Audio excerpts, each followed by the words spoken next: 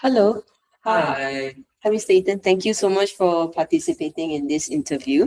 So I got a few questions relating to your experience implementing inclusive education. Okay, so the first one, let's start off with, can you describe your experience teaching in an inclusive classroom? Yes.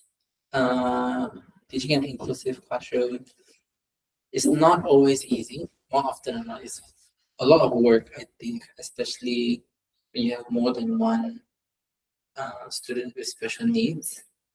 So I think just when you're teaching a regular class, you're already differentiating for your higher abilities, regular students, and your lower ability students. And then when you have students who need special, you know, attention or special like allowances, then that comes an extra level that you need to cater to. And sometimes a lot of the recommended strategies or strategies that work best for students with needs is like an extra person or being there next to them. And I can't afford that sometimes because it could be timing issues, support, or just um, maybe it didn't cross my mind that I had to plan for that session. So it's hard in the sense that I do want to give my best to the students, but it's hard because I'm already differentiating so much and really preparing for so much, especially when I'm teaching as a homeroom teacher. If I was teaching a subject, it could look different because I'm just focused on one subject, but I'm already planning for many subjects, differentiating, and then I have to think for, oh, this one extra student or these two students. My experience last year was, I think, not last year, maybe there were a few times where like I had two kids with needs, but they're not the same level of needs. So I need to one for like this need and one for another need. So there's a lot of work. Sometimes I get it done, sometimes I can't get it done. It sounds like you want to do more, but there are constraints when it comes to what you can actually do Yes, for exactly. the child individually, right? Mhm. Well, moving on, how would you describe the process of implementing inclusive education in your classroom? Mm, I think generally how the process goes is, of course, when they first come in, there's like the whole teacher observation, plus the report if we get any like flags from the previous teachers or if they're on the roster on the SEN department. And then what I usually try to do is I talk to the previous teacher to find out what strategies have worked with them, what strategies don't, and then kind of seeing if it's the same. So for me, I'll give them a few weeks to just adjust to my class, adjust to my teaching style, and see if they can fit. And then if they can't, I will try like my basic ways of differentiating, like okay, differentiate the tasks, checklist, time tasks, sit with the teacher, sit with the friend. Um, for students who I had like who has struggled spelling and like with handwriting, I'll give like maybe wider lines or like a word bank with picture bank with words so that they can kind of use those resources. And then depending on that, and I also work really closely with whichever Case managers. case manager works with me to see how I can better help them. Because some all kids are different, right? Some of them work really well with pre-teaching. So the case manager can work with them to pre-teach the lesson so that when I teach it, they have an idea and they can keep up. But some of the kids prefer like not doing that, but then we're having extra time to complete class. So it depends case by case, and also so it takes a lot of work. Not work, but like it takes a lot of trust and also a lot of time in between to talk with your case managers. Like, oh, this person is this person is that. Can you help them with this? Help them with that. Yeah.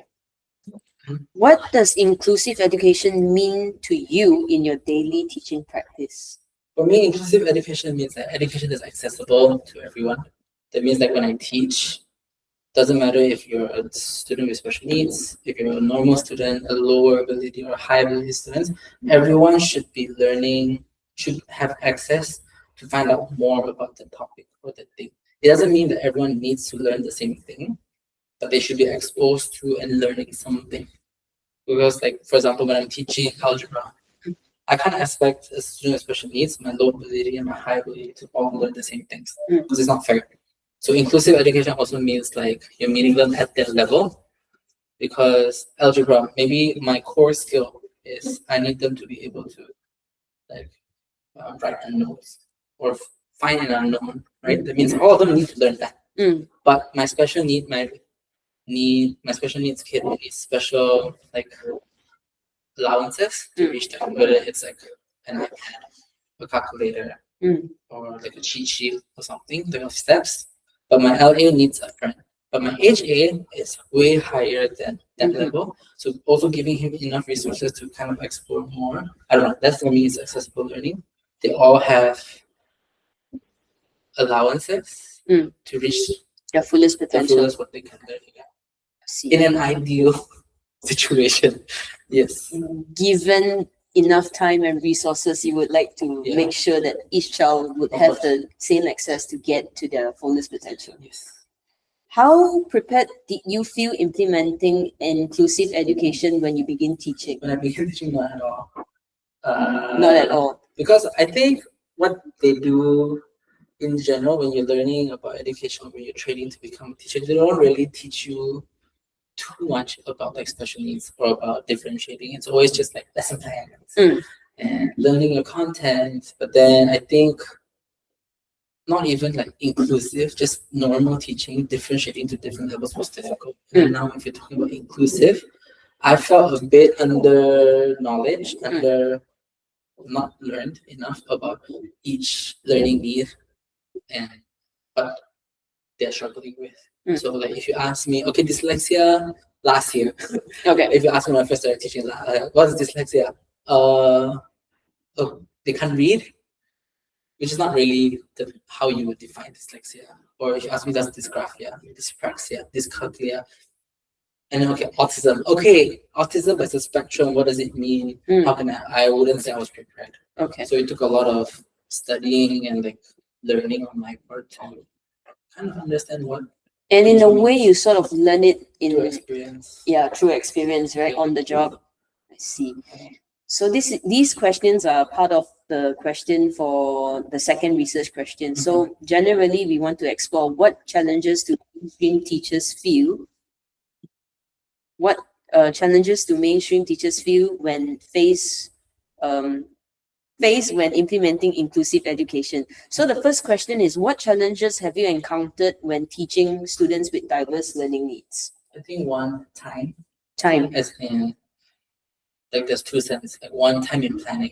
I think there's just not much time that I can give in the school day and also at home, even though I shouldn't really be using my time at home as much. But like when it comes to time, I think there's not enough time for me to differentiate just for my normal students plus special needs and then also in class. I think our lessons here are 40 minutes and I do have double lessons, but the time it needs to like, okay, I need to teach my class, then I need to make sure my HAs are settled, I need to make sure my class is settled, my lowers are getting the attendance, and my special needs kids are getting the resources and maybe the people they need me, whether it's me or like the case manager. So like timing it all together. And then like right, like sometimes the class is just all over the place. They take longer than they should or than you thought of to settle down. So for me, number one is time. Time. And number two, I think just like strategies. You never know what's gonna work, what's not gonna work.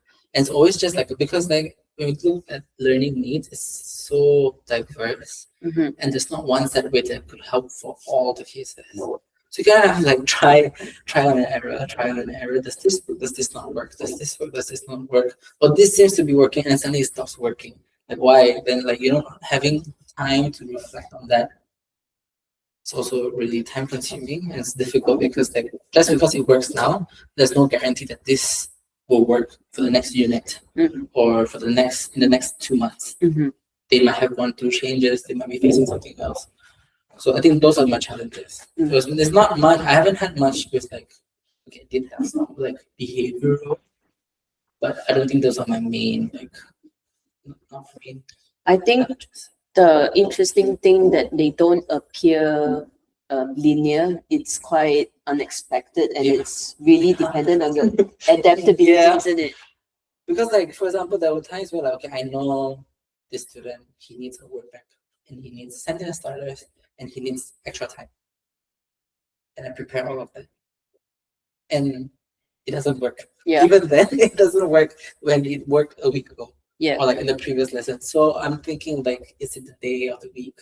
Did they not take the medication? And I'm just thinking like, what went wrong? So like, even though you do put in the time, there's no guarantee that it's gonna work. Yes. Yeah. I understand what you mean. Mm. So moving on, how do classroom management demands affect your ability to implement inclusive practice? It demands a lot. It affects a lot because, like I said, in any given classroom, like let's not talk about the special needs students. It's a normal average group of students. You already have so many different learning styles and learning needs, and any teacher that's worth the 2 bags of salt will try their best to make sure that everyone is learning or given an opportunity to learn the way that works best. And so, and then like classroom management, things like making sure they're quiet, making sure they're settled after lunch, making sure like these kids work well together and these kids work well together, but they don't sit together because that's going to cause chaos. I think having that already to kind of like think about, and having one extra thing of like, oh, this child is a special needs child and he's not getting the support he needs. It's just one extra layer to the very complicated art Yes. of classroom management. The complexity of it. Yeah, I think if I were to like answer like simply, it's really difficult. And more often than not, if I want to cater to my special needs kid and to do practices that affects them, it's just one extra layer. I see. On top of the check do. And I think there are days where I'm just like, I could have done better, or like, oh, I could have done this better, but I don't know. But see, I've heard people say like strategies we use with special needs kids should not be extra work. It should be applicable to the rest of the class. But that's not always the case, in my opinion, because I cannot say the strategies that I'm using for my special learning needs will work the same for my age 8 kids. Because the gap is too the high. gap is really way too high. Yeah, and yeah, so it's a lot. It's a lot. Yes, it really does affect. So what are some challenges you face in adapting curriculum or instruction for different learners? I think there used to be more challenges in terms of, okay, how do I differentiate and what works best? I think our school was really good in terms of like teaching us how to use AI to how to like differentiate. And so AI has been helping me a lot. Like, okay, this is a good idea. That's a good idea. I could try using this, try doing that. But again, it's just the time. It always comes down to like, okay, I know I have kids who prefer listening and speaking, hands-on activities. And I have kids who like quiet. Then I have my special needs kids who needs more defense. Wants extra time. Fine. Adapt, but then it doesn't fit together anymore. If I adapt it too much to cater to everyone's needs, it just doesn't. I just find it hard to fit it into a 40-minute lesson. Does that make sense? Yes. Yeah. And so I often find myself having to like pick and choose. Okay, today we did it for this kind of learners. Tomorrow, let's change for this kind of learners. But then I think a constant thing for me is like for my special learning child, special needs child, I always just like I try to find a set of strategies that will work in every situation, like a blanket kind of strategy. And then for special ones, I think that he needs a bit more adapting for the task. I'll try to do it. Yeah, that's about it. But it's just, again, time and the effort, the mental toll. It's kind of hard. Yeah. Well, how does collaboration with support staff influence your experience? So I depend a lot on my support staff because it depends. Like, okay, so for case managers, I have a trust that they know better about the learning condition.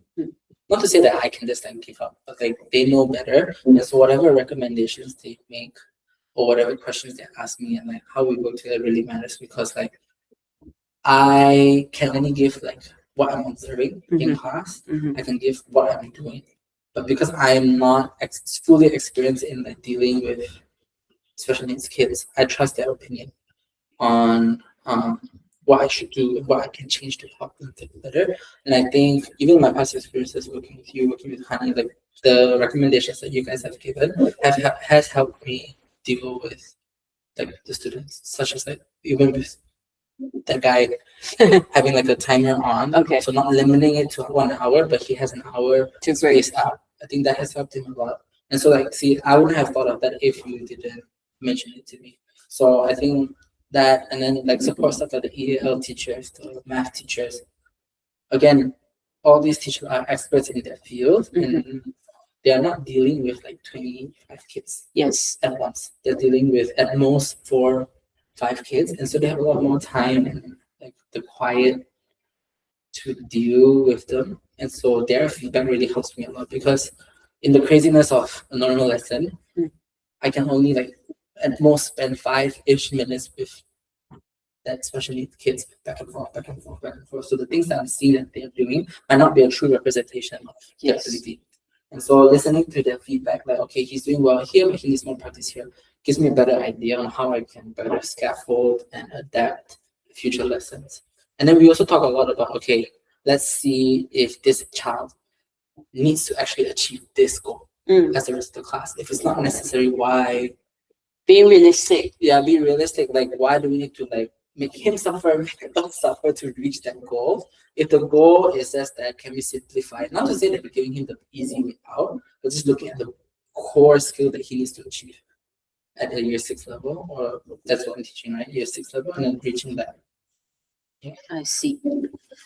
What support do you feel would help you implement inclusive education more effectively?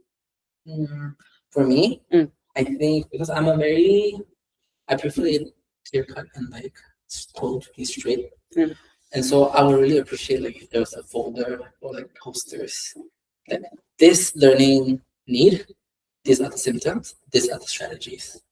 Clear cut, Okay. straightforward. Okay. And I know it's a lot of work, but I'm saying what works for me, right? Okay. For math, I can do this. English, I could do this. Okay. Reading, I could do this. Yeah. Wait, what else? What support? What support do you feel would In an help you ideal world, I would have the teacher, the case manager with me all the time? all the time. Or like, okay, again, like depending Support. on the severity, right? Yeah. Like more support. I also think like at an older age, we do need to teach kids with special learning needs to be independent. So I'm not saying like a full support kind of situation, but I feel like a bit more than what I have now would be great, because I can see how us working together helps the student. And I can imagine that if we have just a bit more, it would go a very long way. Yeah, I can't ask for more time because like everything is set, right? But ideally, I think if the school gives teachers more time, and because I feel like if the school knows we're an inclusive school, and there has been a push for teachers to differentiate and to kind of make it inclusive, but I don't see any allowances in terms of planning time or even on inset days or days that should Could be used more effectively. more effectively. I won't say they're all useless trainings, but you know, More sometimes direct. I just need time to sit down and think about think through my things and then like plan out for how I'm gonna do it like this term. Yeah, I think that would be great. I think that's how I would feel good. And just more education. I think I really do appreciate when I was doing the dyslexia training.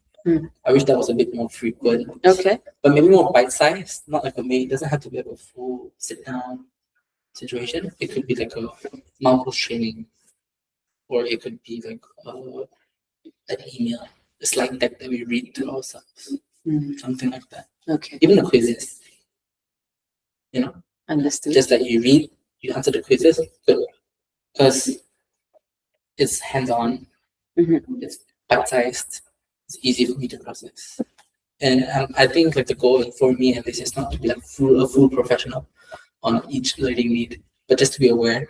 You know, I don't know. If you ask me, am I fully aware? No, I'm not. Am I at the most knowledgeable Am I the most knowledgeable about learning this? No, I'm not. I wish I was. But I think it doesn't have to be like a sit down, learn everything right now, be fully aware. It can be like a periodical thing. Learn about this. Okay, now learn about that. Now learn about this. And I think people will start to like understand it better.